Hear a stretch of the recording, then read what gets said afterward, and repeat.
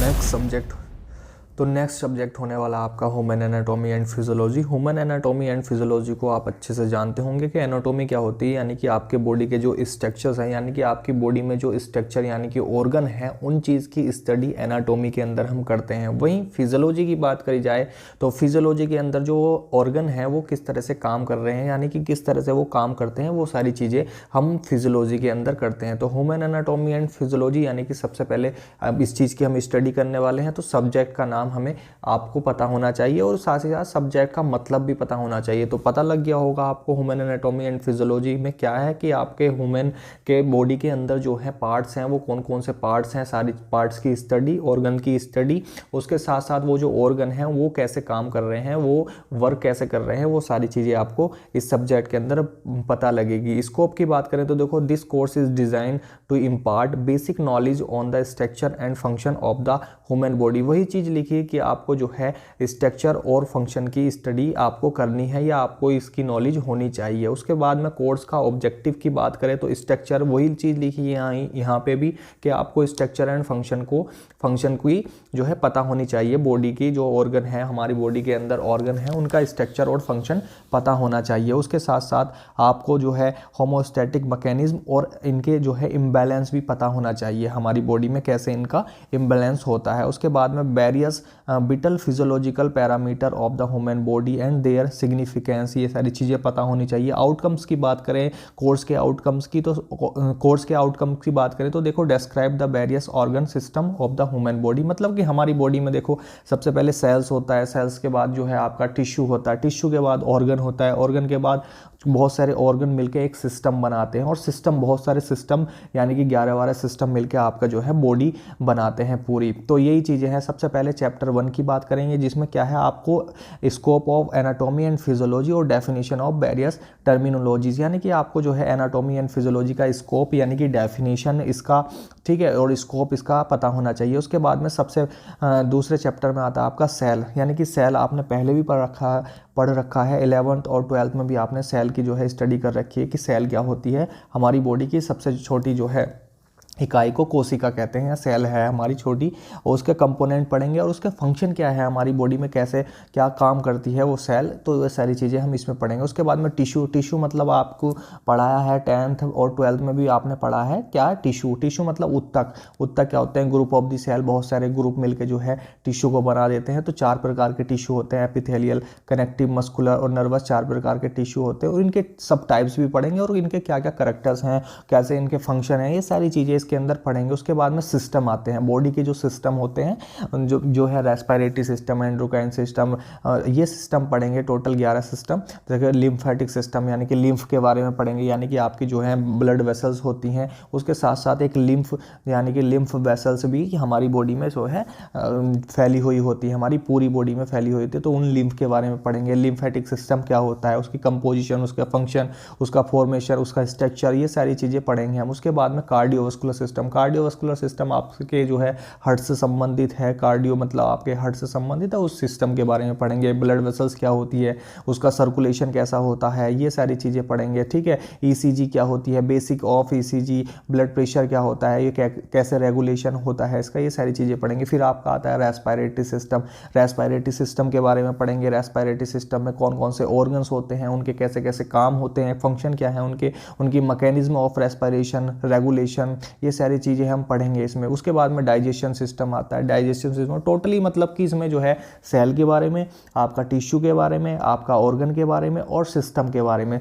यही चीज़ें हमें पढ़नी रहती है। उसके बाद में देखो आपका डाइजेस्टिव सिस्टम आ गया, डाइजेस्टिव सिस्टम की एनाटॉमी पढ़ेंगे, इसकी फिजियोलॉजी पढ़ेंगे, उसके बाद में ये सारे कैसे काम करती है ये चीज़ें पढ़ेंगे। स्केलेटल सिस्टम मतलब कि तंत्रिका तंत्र हो गया, तंत्रिका तंत्र की हिस्ट्री पढ़ेंगे, हमारी बॉडी में कितनी बोन है, ठीक है, न्यू बॉर्न बेबी में कितनी बोन होती हैं और कैसे वो जुड़ जाती हैं, क्या जो है बोन यानी कि हड्डियों का डिसऑर्डर पढ़ेंगे, ये सारी चीज़ें इसमें हम पढ़ेंगे। स्केलेटल मसल्स की डिसऑर्डर पढ़ेंगे, ये सारी चीज़ें हम इसमें पढ़ेंगे। उसके बाद में नर्वस सिस्टम यानी कि नर्व्स, यहाँ कहीं ना कहीं आपका जो है नर्व्स है, classification of nervous system, anatomy, physiology, ये सारी चीज़ें पढ़ेंगे। इसका फंक्शन के बारे में पढ़ेंगे, स्पाइनल कॉर्ड, उसके स्ट्रक्चर्स के बारे में पढ़ेंगे, स्पाइनल कॉर्ड आपने सुना होगा। उसके बाद में कुछ सेंस ऑफ ऑर्गन है, एनाटॉमी एंड फिजियोलॉजी पढ़ेंगे, उन सेंस सेंस ऑफ ऑर्गन की, यानी कि जैसे आपका आईज़ है देखने के काम आ रही है, ईयर है, स्किन है, टंग है, ठीक है, आपकी जबान है मतलब कि नोज़ है, आपकी नाक है, सांस लेने के काम आ रही है। उसके बाद में यूरिनरी सिस्टम आ गया। यूरिनरी सिस्टम में वही आपको सिंपली जो है एनाटॉमी और फिजियोलॉजी इनकी पढ़नी है। जितने भी बॉडी के अंदर सिस्टम है, ऑर्गन है या कुछ भी है, उनकी एनाटॉमी एंड फिजियोलॉजी आपको पढ़नी है। एनाटॉमी मतलब कि वो उसमें क्या उसका स्ट्रक्चर्स है, ठीक है, और दूसरा उसका क्या उसका फंक्शन है, उसका फिजियोलॉजी क्या आता है। एंडोक्राइन सिस्टम, पिट्यूटरी ग्लैंड आपने सुनी होगी, थायरॉइड ग्लैंड सुनी होगी आपने, पैनक्रियाज, गोनेड्स, ये सारी चीज़ें आपने सुन रखी होगी। इन चीज़ की स्टडी हम करेंगे। हार्मोन्स क्या होते हैं, हार्मोन्स के फंक्शन क्या हैं, ये सारी चीज़ें। इस रिप्रोडक्टिव सिस्टम मेल और फीमेल का दोनों का अलग अलग होता है आपको, तो दोनों का हम यहाँ पे पढ़ेंगे, मेल और फीमेल का दोनों का रिप्रोडक्टिव सिस्टम पढ़ेंगे। उसके बाद में देखो इनका आपको प्रैक्टिकल भी करना होगा। प्रैक्टिकल मतलब आपको एक प्रैक्टिकल 1 साइड पेपर वाली प्रैक्टिकल फाइल भी बनानी है। आपके टीचर आपको बता देंगे कि किस तरह की कैसी फाइलें इसमें बनने वाली है। देखो केमिस्ट्री की फाइल अलग बनती है, इसकी अलग बनती है, क्योंकि एक आपका बायो का सब्जेक्ट है, इसमें स्ट्रक्चर्स वगैरह होते हैं, तो इसलिए 1 साइड वाले जो है पेपर की यहाँ पे फाइल बनती है। आप अपने टीचर से पूछ लिए। तो आपका यहाँ पे प्रैक्टिकल भी होने वाला है। प्रैक्टिकल में क्या करेंगे, बेसिकली जो है देखो इसमें लिखा है स्कोप में, this course is design to train the student and instil the skill for carrying out basic physiological monitoring of various system and function. ये सारे इसके ऑब्जेक्टिव्स की बात करें तो आगे आप मैं समझा देता हूँ कौन कौन से इसमें प्रैक्टिकल करने हैं। जैसे कि आपने थ्योरी पढ़ी, थ्योरी में क्या पढ़ा आपने सिस्टम के बारे में पढ़ा, तो वही चीज़ें आपको सिस्टम के बारे में यहाँ पे प्रैक्टिकल में लिखनी है। जैसे पहला practical study of compound microscope, यानी कि माइक्रोस्कोप के द्वारा आप जो है कंपाउंड की स्टडी करेंगे। उसके बाद में general techniques for the collection of blood collection के द्वारा कौन कौन सी टेक्निक्स है ब्लड कलेक्ट करने की। उसके बाद में microscopic examination of epithelial tissue, cardiac muscles, smooth muscles, skeletal muscles, connective tissue, nervous tissue of ready और प्रिपेयर्ड स्लाइड्स के द्वारा, इनके माइक्रोस्कोप के द्वारा इनकी जो है वो हम स्टडी करेंगे। उसके बाद में study of human skeletal, axial skeletal and appendicular. आपको पता है स्केलेटल जो तंत्रिका तंत्र होता है वो 2 प्रकार का होता है, एक्सियल और अपेंडिकुलर 2 प्रकार का जो है स्केलेटल सिस्टम होता है, मतलब क्लासिफिकेशन। उसके बाद में डिटर्मिनेशन ऑफ ब्लड ग्रुप्स का determination, ESR, haemoglobin content of blood, haemoglobin,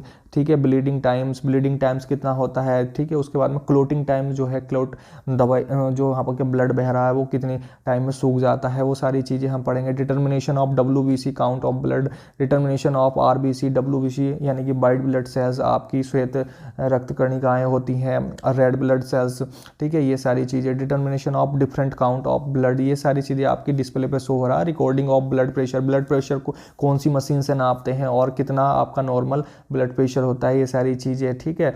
before और आफ्टर, ठीक है, ये सारी चीज़ें पढ़ेंगे। बॉडी का टेम्परेचर कौन सी जो है चीज़ से नापते हैं हम और क्या कितना होता है, ये सारी चीज़ें हम पढ़ेंगे। यूजिंग, ठीक है, डिजिटल, ठीक है, ये सारी चीज़ें पढ़ेंगे। रिकॉर्डिंग पल्स ऑक्सीजन कैसे नापते हैं, ये सारी चीज़ें पढ़ेंगे। उसके बाद में recording force of air expelled using peak flow meters, ये सारी चीज़ें पढ़ेंगे। फिर उसके बाद में आपको जो है स्टडी करनी है various system and organ with the help of chart and models and specimens, यानी कि कार्डियोवास्कुलर सिस्टम, आपका respiratory system, digestive system, urinary system, endocrine system, ये जितने भी सिस्टम है आपकी बॉडी के, फीमेल मेल, तो ये सब की आपको स्टडी करनी है। इनकी एनाटॉमी एंड इनकी फिजियोलॉजी लिखनी है। उसके बाद में कुछ सेंस ऑफ ऑर्गन है, आई, ईयर, स्किन, इनकी भी स्टडी आपको करनी है। तो ये सारा आपको इसमें करना है। तो ठीक है, तब तक के लिए मिलते हैं अपनी नेक्स्ट वीडियो में। अगर आपको ये वीडियो अच्छी लगी तो एक लाइक ज़रूर से करके जाना।